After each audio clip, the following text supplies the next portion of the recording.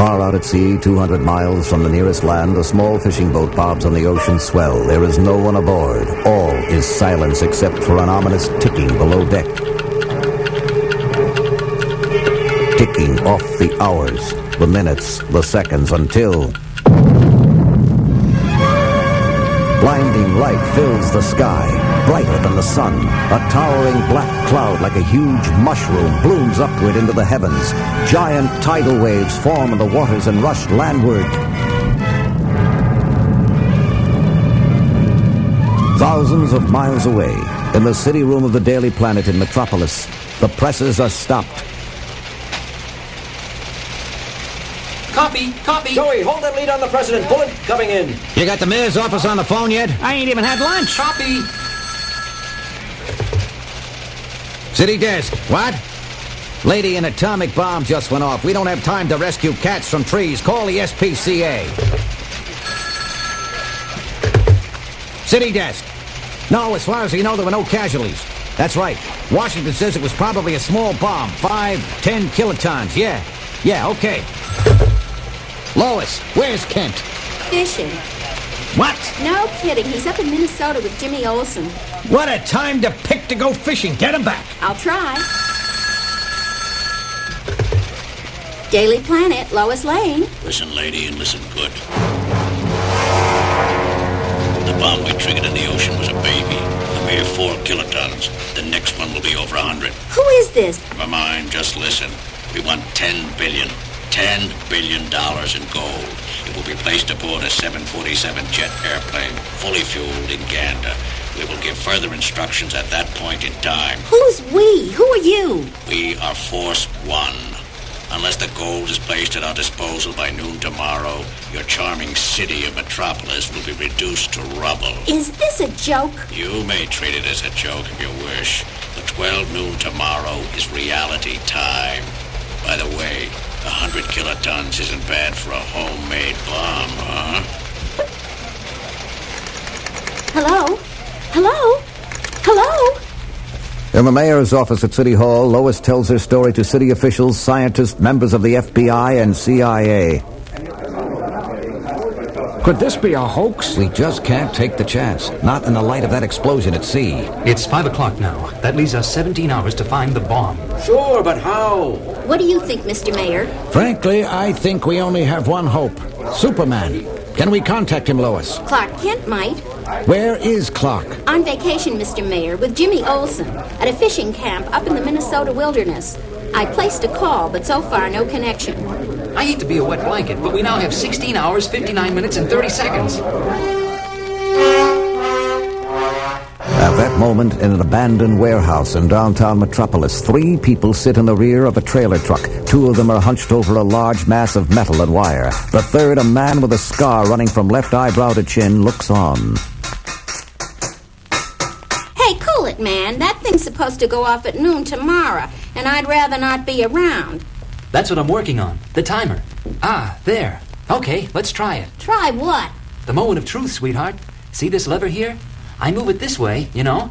After that, either the timing mechanism starts, or the mass becomes critical, and we all go up in atoms. Right, Trask? Well put, young man. Wait a minute. Can't we get away from here? Do it by remote control? Jenny, darling, we'd have to be 300 miles from here, which we will be if the timer works. Go ahead, Randy. It's your baby. Well done, friend. Well done. Call me Einstein. Now let's split this town. In time, Jenny, in time. Our plane is at the airport. First, we drive our little firecracker to ground zero, directly in the center of Metropolis. What about the gold? Don't worry, we'll get it. They'll... Seconds into minutes, minutes into hours, the time passes as Metropolis sleeps. In the very center of the city, beneath an old railroad bridge, stands the truck, its cargo ticking toward death. At the Daily Planet, the sweep hands of the electric clocks move silently.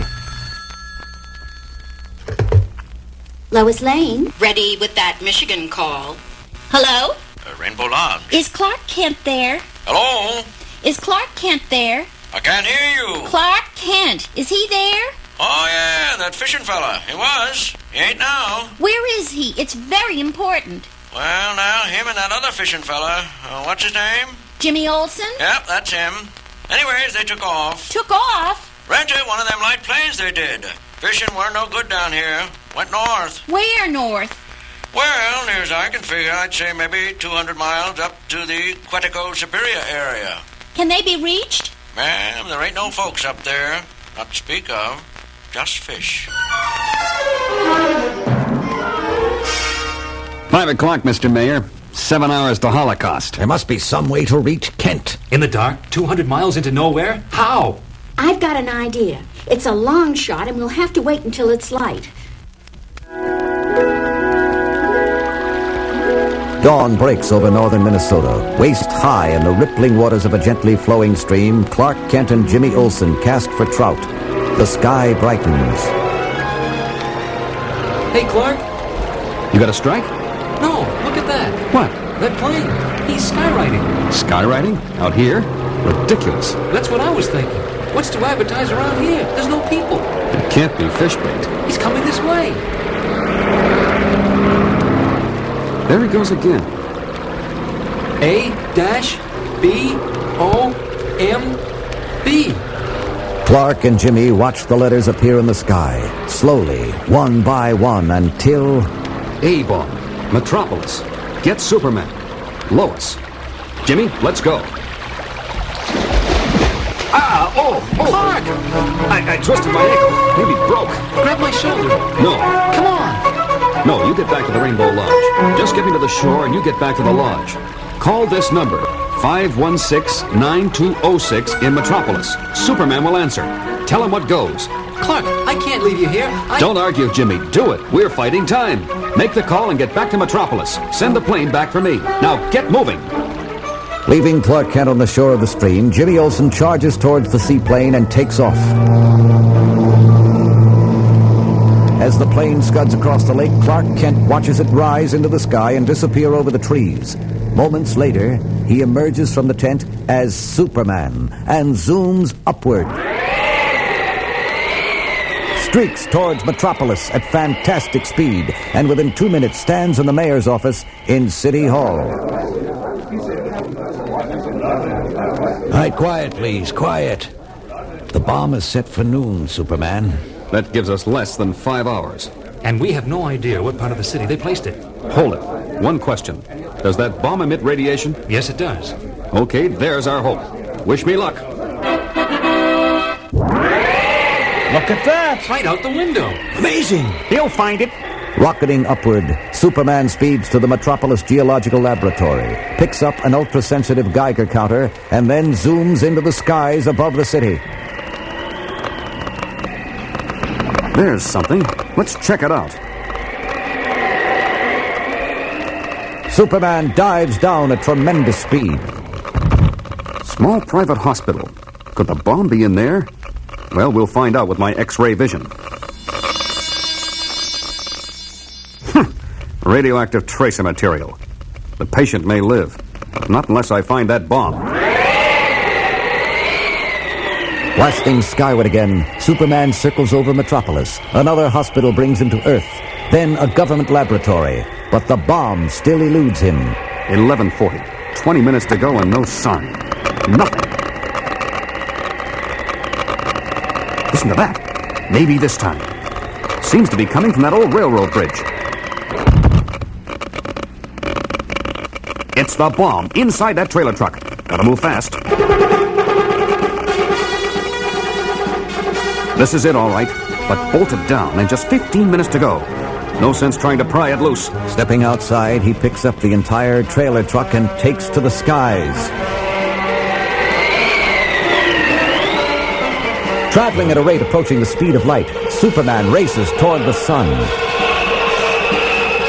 1 million miles from the blazing star, Superman screeches to a halt and rears back and hurls the bomb straight into its center. Strike one for you, Force One. The other two come later. Exploding within our great sun, the homemade A-bomb is a mere puffball. The sky brightens only slightly, and on Earth a few sunspots are recorded, for nothing that man can make is mightier than the forces of the universe. Later, in the city room at the Planet. Well, look who's here. Clark Kent, Cub reporter. Why the sarcasm? I don't blame him. Where were you when the bomb hit the sun? I almost broke my ankle in that stream. You don't seem to be limping. Well, it healed. I sometimes wonder about you. Why? You're never here when Superman saves the day. You must have a block. What about that terrorist group? I read about it on the way from Minnesota. The FBI finally got a line on them. Force One, they called themselves. 2 men and a girl. They were picked up trying to board a plane at the airport. It's a nice feeling, isn't it, to have the FBI around? And, of course, Superman.